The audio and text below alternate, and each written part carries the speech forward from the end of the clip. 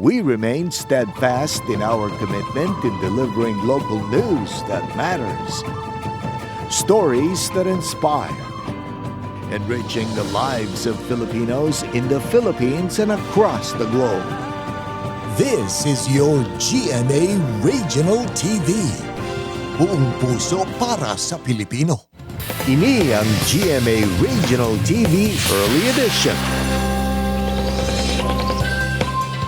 Hi there mga puso, good morning, good morning, good morning! Ini ang GMA Regional TV Early Edition. Adlaw kita sa Biyernes, October 6, 2023. Antes kita mag-weekend mga kapuso, may tips anay kami nga ipakigbahin sa inyo on how to keep yourself physically fit. Oh, it's time to get physical, John. Tutokid ha, kay may isa kasay sa ehersisyo mga kapuso nga itudlo kami sa inyo this morning. Mga kapuso, subong hibaloon ta na mga nagapauna nga balita sa Western Visayas. Ako si John Sala, live diri sa GMA Iloilo Station.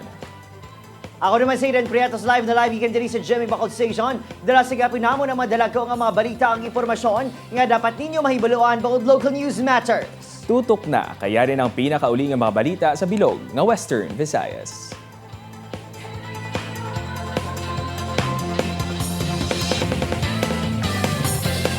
Ari na mga puso ang inyo makitaan among sahay sang exercise nga ginatawag kettlebell exercises. Kung ano ini kag anong madulot sini sa aton lawas, hibaloon ta sa dili madugay.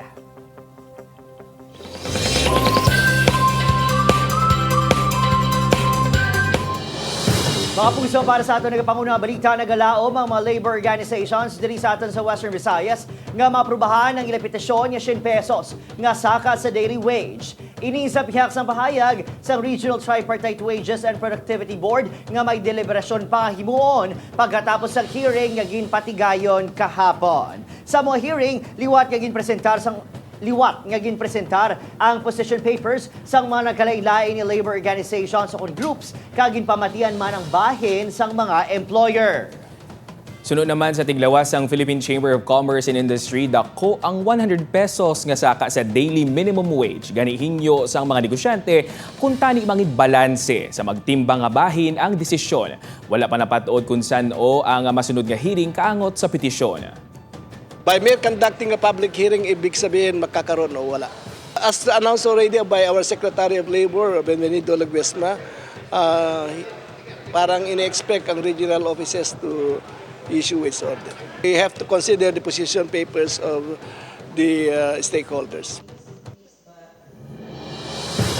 Ginpanugyanan sang Department of Transportation ang Iloilo Provincial Government nga magpatigayon sang actual simulation sa ginaproponer nga mga ruta sa idalom sang Local Public Route Plan sini. Gani plano sang probinsya nga mag-hire sang 15 ka enumerators agud nga magpatigayon sang dry run nga posible suguran sa nauna nga semana sang Nobyembre. Matapos ang dry run, iga-assess ang plano para sa posible nga pagpatuman sini. Nahibaluan nga una na nga naaprubahan ang LPTRP sang Iloilo City kag ginahikot na subong ang implementasyon sini. We would now be conducting that on the field, no, on the ground, no, parang may mga manpower requirement kami, kinanglan namon na yung mga tao nga maobra.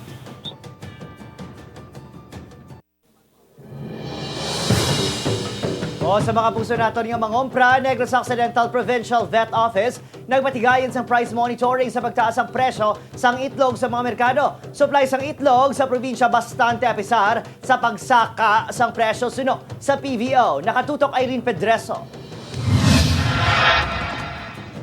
Nagatangkas nga mga bakante sang tray sang itlog ang natipon sa manubaligya nga si Joel sa Burgos Public Market sa Bacolod City.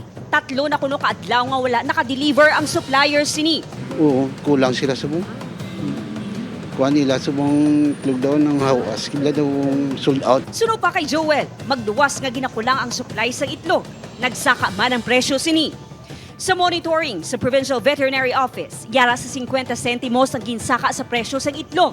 May iwat ang supply sang jumbo size. Yara nga sizes nga gapanaog, may sizes nga nagasaka. Every week ginayaway. Ati ang medium kag small baka na yan mo. Yara sa 750, tubtub 8 pesos ang presyo sang small. 850, tubtub 9 pesos ang medium. kag 9 tubtob 9.50 ang presyo sang large egg. Ang mataas nga demand, pagsaka sa presyo sang feeds kag vitamins sang manok, kag ang epekto sa mga nag-agi nga bagyo, ang pila lang sa mga rason sa pagtaas ng presyo sang itlog sunod sa PVO. Siguro, grabe ang demand, no? Kay tungod nga nag-start na kita sa last quarter of the year going December. So, amo gina every year nakita namon nga basta gani going December, grabe gid ang demand sang not only egg but also the pork and the chicken. Apisar sini, ginpasiguro sang PVO nga bastante ang supply sang itlog sa probinsya tubtob sa Disyembre. Nagabulig man ang provincial government paagi sa paghatag sang libre nga vitamins sa mga manok kag piso. Agud mabuligan ang poultry farmers sa probinsya. Kung available ang aton vitamins, antibiotics, sa amo na nga pamaagi, makabulig ang probinsya sa ila. Plus, ang information in education campaign, gina-educate kin sila para nga hindi magmasakit ila kasapatan. Aileen Pedraso para sa GMA Regional TV Early Edition.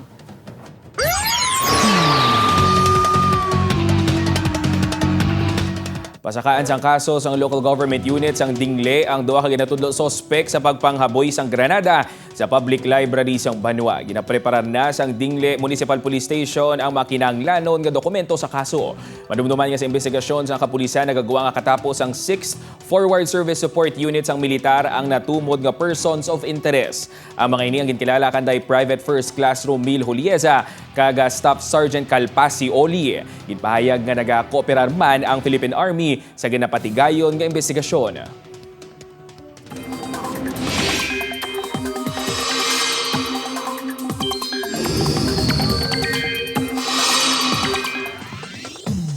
Makapuso, bisan pa nga nakagwaan na sa Philippine Area of Responsibility si Bagyo Jenny nga may international name nga Koinu. Nagatugay ni sa gihapon sang pag-ulan sa pila ka bahin sang Luzon. Suno sa pag-asa apektado sang Thrauphocon Extension sa mga bagyong Ilocos Norte, Batanes kag Babuyan Islands. Padayon man nga ginabutong sang bagyong hangin habagat nga nagapaulan sa iban pagin nga bahin o iban pagin nga parte sang Luzon. May ginabantayan man subo nga low pressure area sa gwa sang PAR. Nakita nini sang pag-asa 1,785 kilometers sa sidlangan sang Visayas. Sa wind forecast ng Metro Weather, sa weekend posible nga magsulod ang mga LPA sa PAR. Aton man bantayan kung ini ang may tsansa nga mangin bagyo. Subo nga aga lauman na pag-ulan sa Batanes, Babuyan Islands kag pila ka bahin sang Ilocos Region, Central Luzon, Calabarzon kag Mimaropa Region base sa rainfall forecast sang Metro Weather. Karon sa hapon posible man ang pag-ulan sa iban pagin nga bahin sang pungsod. Kapugso tara, let's aga pata exercise ang sahi isang ehersisyo nga ginatawag kettlebell ang tunanta sa bunga aga upod sa sikat nga fitness coach si Coach John King Malalay. Subong naman niya ha, may kaupod naton si Coach John King diri sa may Bacolod City. Coach, good morning. Bao, may ano kasakon sa buong, anong obrahon naton sa buong, Coach? Our goal is to become better and actually be stronger this year. Pero actually, mahimo tadanay sang some basics workout para at least mahimo taman bala sa aton panimalay. Nakita ko sa buong, Coach, may mga nagkalain-lain kita nga kettlebells. What is this for? Para sa ano ini? Para ini sa cardio training at the same time sa strength training naton sa shoulder into lower part sa aton nga body. But may man ta sang ball. Actually, a ball is makahimo ta sini sa balay man kung may ta sang basketball. Coach, let's do our basic kettlebell workout first. Go ahead. So, mauna ta dire sa kettlebell swinging. Bending siya. So, it's bending, then swing mo lang siya pa-up into your shoulder. So, up. So, make sure lang aga-up man ang imong hips. Lock your hips also para mag-reflect sa imong glutes, hamstring, and then your lower back. So, up mo lang siya. Up. Nice, good. Swinging. Okay. So, may mo tadi like 15 reps per sets ng 4 sets. Up. Nice. Okay. Up. Nice. Good too. Lock your hips. Siya. Good. Lock your hips. Lock your hips. And touch it. Now, ayun naman niya, we can do this like squat training. So, front squat. So, in order to pump your quads at the same time your glutes. So, make sure ka lang sa start din na pag-squat. Ang atong knee, wala siya dalapaw sa atong na to. Ang hini mo, wala dila pa sa imo ato. Yes. Among ginadahan, doon sa lahat natin, nga ginapalit mo yung gusto. Yeah, okay, that's a pro tip. Go ahead. So, try to have down. Yes. Down. And 2, 2, right. Ari naman niya, coach, this one I'm very excited Ito, about. niya sa balay. Oo. Nakikita niya sa balay. May mga water dispenser da. Okay. Hindi siya magamit. So, kung hindi niyo siya madala, pwede niyo na siya huwinan sa tubig. Oo. Go ahead, coach, para sa So, ano pwede na siya sa sa goblet, water dispenser. Okay. So, move forward lang mo legs, and then slow down. Down. Okay. Down. Nice. Then, down. Ari ha, mga water bottles pa lang eh. Dasod mga puso, tinawanta naman ang ibang pagit ng mga pambahay tips kung paano nyo bala ma-improve pagit kag makondisyon ang inyo lawas. Strength conditioning number 1. Pagkatapos at the same time kung paano mag-build muscles to be better, stronger this 2023. There you have it mga puso, si Coach John King, gikan din sa Bacolod City. Coach, dasod naman. Thank you. Thank you.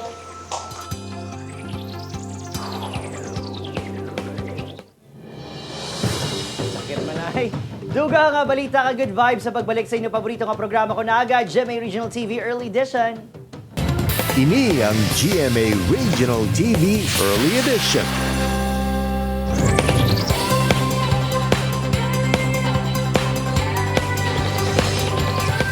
Mga kapuso, updanay kita nga malingaw sa aton bisita sa bunga aga sa BizTalk.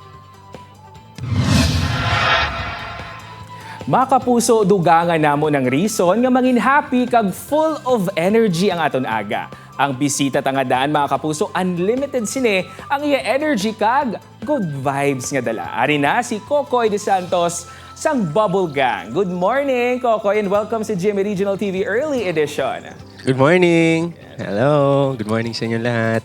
Thank you for having me again. Wow! Before going here, ano yung mga nasa bucket list mo na pupuntahan or titikman dito sa Iloilo City? Siyempre, batchoy. Yan, number 1 na yung batchoy. Tapos kanina, natikman ko na rin yung sikat na siopaw dito. Salamat talaga sa pagpapasaya sa mga kapuso natin every weekend sa Bubble Gang. Nandyan talaga sa yung personality na napaka-jolly at syempre, yung always ngang nakasmile. Parang contagious nga yung smiling face mo eh. Pero this time, medyo seryoso tayo ng konti. Ano ba yung biggest struggle na kinakaharap mo sa buhay mo? And how do you cope up with all the stress? Paano ba nag-cope up? Siguro, lagi lang ako bumabalik doon syempre sa core. Siguro syempre yung family ko. Lagi ko silang kinakausap. At hindi ako natatakot na mag-open up every time na may naiisip ako, may pinagdadaanan ako. Kasi yun naman yung importante.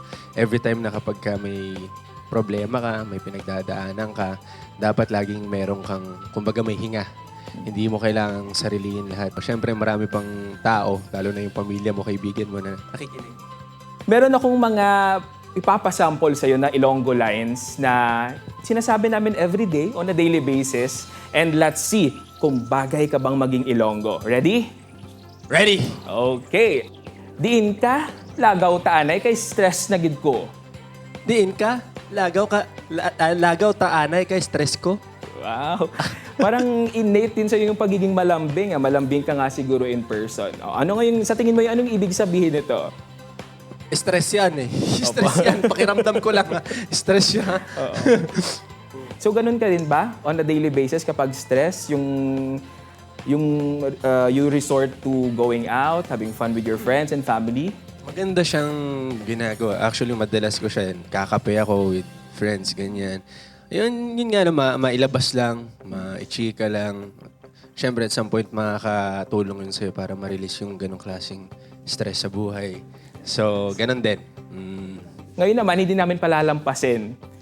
Siyempre, dapat haranahin mo kami dito. Mga kapuso natin dito sa Western Visayas kasi minsan ka lang naman makabisita dito. So, ano yung baon mong kanta para sa ating mga kapuso? Itanong mo sa akin. Hiyang-hiya pa yun, ha? Nahihiya pa yun, ha? Uy, kung sinong aking mahal, itanong mo sa akin. Sagot ko'y di magtatagal. Ikaw lang ang aking mahal. Ang pag-ibig mo'y aking kailangan. Pag-ibig na walang hangganan. Ang aking tunay na nararamdaman. Yun lang. Yun pa yung hindi prepared, ah. Uy, nabigla ako eh. Nahihiya pa. Maraming salamat, Koy. At pinasaya mo talaga kami yung morning dito sa Western Visayas. Bumalik ka dito soon para pasayahin ulit yung every morning ng mga taga-Western Visayas. Maraming salamat po. Thank you mga puso. Thank you. Thank you.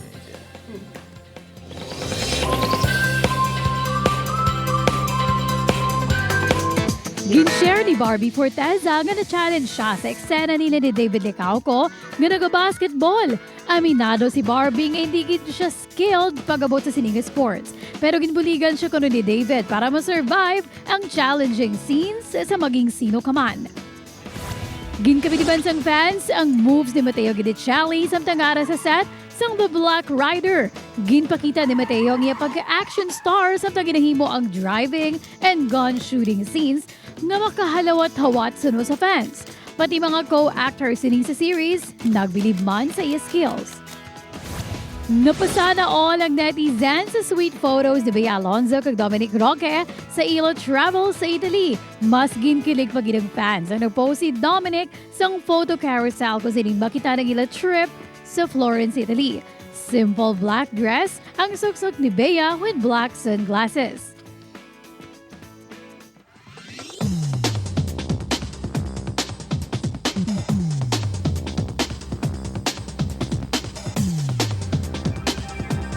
Ini ang GMA Regional TV Early Edition.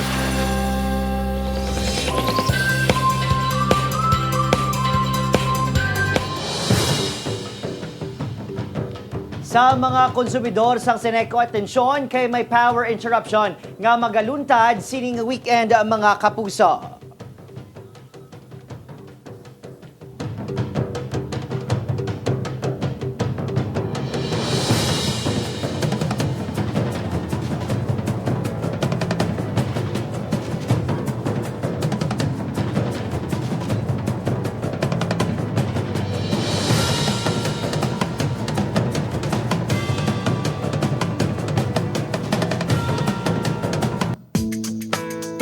Labing una nga dato kang antike, kilalahon ta sa mga aga. Mga kapuso, isa ka-talented nga antikenyo ang mas kilalahon ta pa sa bunga aga akag anuayhan ang may-ara sa iya. Rason nga siya ang nagpangibabaw sa ginhiwat nga search for ang dato kang antike 2023. Ari na mga kapuso, si Carl Louis Bahon. Good morning, Carl, kag welcome sa GMA Regional TV Early Edition. Good morning, sir. Good morning, mga kapuso. I am Carl Louis Bahon, and I am your Dato Kang Antike 2023. Carl, what made you decide to join the search for Dato Kang Antike? So, as a nursing student, sir, I think that, and I believe that this Dato Kang Antike pageant is a great platform for me to spread and to promote my advocacy, which focuses on mental health, sir. And through this venue, I believe that I can educate our fellow Antiqueños about mental health and the importance of having a good mental health center. O Ari, may trivia. We were told that you are an artist. Paano ini nakabulig sa imo nga pageant journey? As an artist, sir, I use this gift to embrace our culture, and through my paintings, I can show our cultural traditions in our province. As the province of Antique's newest tourism ambassador, what can you say to potential tourists or visitors to entice them to come and experience Antique? Paano mo ipabugal ang probinsya sa Antique? So, Antique will define how culture meets progress and how our yesterday meets the future. And if there are three words that can describe Antique, that is culture, heritage, and progress, and that is my home, Antique. As the new tourism ambassador of Antique and being hailed as the first Dato Kang Antique, it is a great honor. It also comes with a great responsibility and pride And what I will do to promote our tourism is to use my skills, my talent, and also I will propagate sustainable tourism because I believe that sustainable tourism is the future and future of travel and tourism industry in our province, sir. Salamat gid Carl, ka good luck sa masunod mo pa ang mga kompetisyon.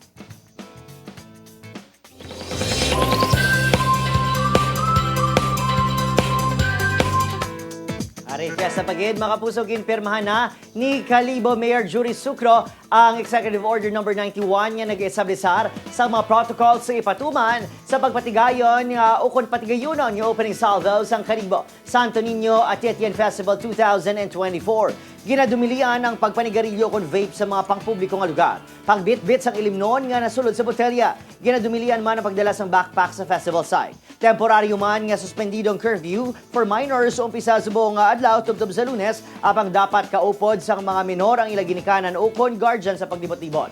Hugot man nga ginamanduan ng kapulisan nga siguraduhon nga mangin malinong kag matawhay ang patigayunon nga activities. Ang opening salvo ang hiwaton buwa Sabado, October 7 sa Pastrana Park. Makaupod diri si Kapuso host and actress Rabia Mateo para sa Kapuso Artist Participation sa opening salvo sang Kalibo, Santo Niño at Etienne 2024. May kaangtanan sa pagsaulog sang World Teachers Day aton kilalahon ang istorya sang visually impaired nga maestro sang Iloilo National High School kag aton man nakuhaan sang inspirasyon sa pagtutok ni Kim Salinas. Ang pagtudlo ang hindi mahapos nga propesyon. Dapat may katutom, dedikasyon kag pagigugma sa obra. Ini ang ginapakita sang isa ka visually impaired kag hearing impaired teacher sang Iloilo National High School.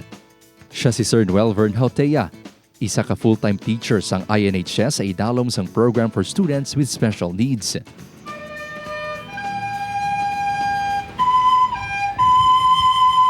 Nagatulo ini sa paggamit sang musical instruments, computer kag special session sa mga kabataan na may special needs man. Tion sang pandemya, sang nagtudlo man ini sa regular students. Apisar sa kapudlayan sa paghulag, wala ini nangin upang sa iya pagtudlo. Mudo kabudlay, hindi ko makita. But with the help of our assistive technology, it's possible. So we're using screen reader. I could feel satisfaction, especially kung mabalaan ko nga ang learners nag-learn. Bisan mabudlay on my part, I really take time to learn the lessons. Suno sa program head, isa ka maayo nga manunodlo si Sir Hautea. Sa pagkamatuod, isa siya sa pioneer teachers nga naghimo sang programa sang ginsuguran ini sang 2016. He is very dedicated, very passionate when it comes to teaching. Kag very helpful siya sa mga students. Gani, inspirasyon man ini sa iya mga estudyante, kaangay kay Elora, nga handom nga mangin isa ka journalist apisar sa kasablagan sa lawas. Inspirational for us because he doesn't let his disabilities hinder him and he teaches us to be hardworking. Isa man ka manunodlo ang asawa ni Sir Hautea. Suno kay Ma'am Jane, nagustuhan sa ni ang katutom kag kapisan sang iya pana sa propesyon nga iya ginpili. It also inspired me to be like a teacher who help her student man na to achieve the goals, especially in mga special niyang mga students naman. 7 na katuig nga maestro si Sir Hautea, kag luyag sini nga mangin modelo, ilabi na sa kaangay sini nga may kasablagan. Right vision in life is still possible to reach their goals. Si Sir Hautea ang buhi nga testamento sang isa ka manunodlo nga makapamuklat sa nagapiyong nga paglaom sang mga estudyante. Gani ang amon pagtamyaw sa aton mga manunodlo. Happy Teacher's Day! Kim Salinas para sa GMA Regional TV Early Edition.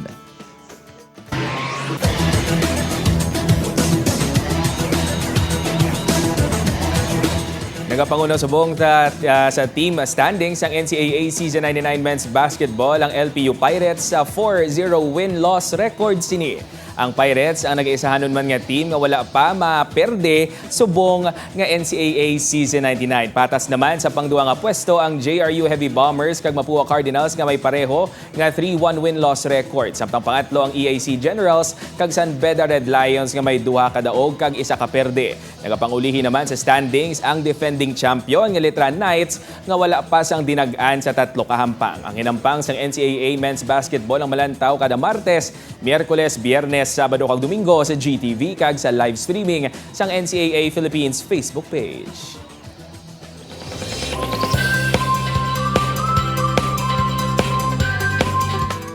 Kapuso Wind Farm bala ang ginapangita mo, abe hindi na kinahanglan magpalayo pa. Sa Guimaras na hamtang ang ginakabig pinakaunang wind farm sa Visayas. Ini ang San Lorenzo Wind Farm. Apang ang importansya sini masobra pa sa Instagrammable nga lokasyon.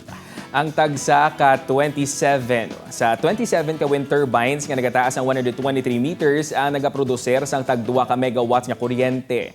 Sa pangkabugusan, ini ang nagaamot sang 54 megawatts nga enerhiya sa National Grid Corporation of the Philippines para sa power utility sa Western Visayas, Negros kag Cebu. Ano pang ginaulat nyo mga kapuso? Larga na sa wind farm sa San Lorenzo, Guimaras.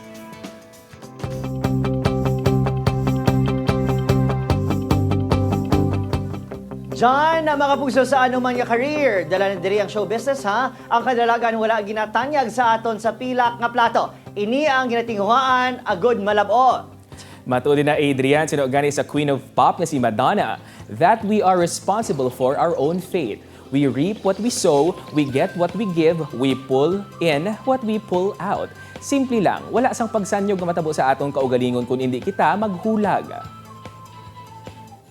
Lapit na lang, 80 days to go. Pasko na! Madaming ginasalamat sa pagtutok. Diri sa amon sa GMA Regional TV Early Edition of the night kitali Lunes subto Biyernes. May man yung malatong aton nga episode sa www.gmaregionaltv.com ka mag-subscribe sa aton official YouTube channel GMA Regional TV. Ako si John Sala. Kago naman sa Idan Priatos, bugos ng puwersa para sa mas dako nga misyon, kag mas masangkad nga pagserbisyo sa pungsod. Happy weekend!